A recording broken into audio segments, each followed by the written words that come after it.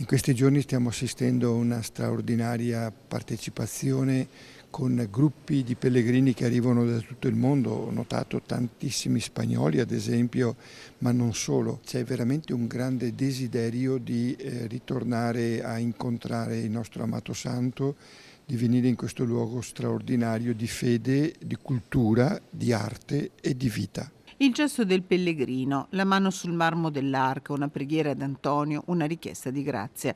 Il cuore della Basilica del Santo diventa ancor più centrale, se possibile, in questi giorni di Tredicina. Accanto ai fedeli, la comunità dei frati che raccoglie, anche a distanza, le intenzioni e le affida ad Antonio. È il nostro modo per farci vicino alle famiglie e a tutte le persone in difficoltà, per sentirci un'unica grande famiglia. E questo è uno dei segni belli e grandi anche della nostra presenza di frati francescani in questo luogo, ed è bello vedere come anche i vari vescovi che vengono dalle diocesi del Triveneto in particolare sono accompagnati da centinaia di pellegrini che a conclusione della preghiera della Tredicina vengono qui e mettono la loro mano alla tomba del santo. Nella giornata di ieri il contapassi ha registrato 300 persone all'ora nella cappella delle reliquie, numeri che segnano la devozione verso il santo in un tempo che diventa carità attraverso le offerte raccolte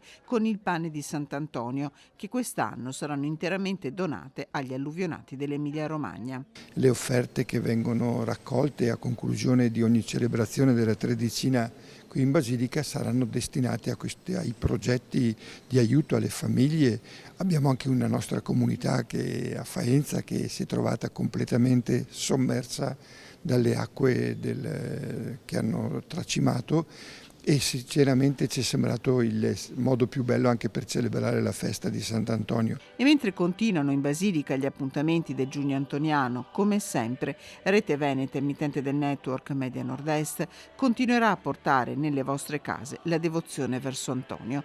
Fino al 12 giugno molteplici gli appuntamenti nel pomeriggio. Si parte alle 16:55 con le riflessioni quotidiane di Padre Mario Conte, alle 17 il Santo Rosario, alle 17:30 la preghiera della Tredicina che culminerà alle 18 con la Santa Messa. e Spirito Santo.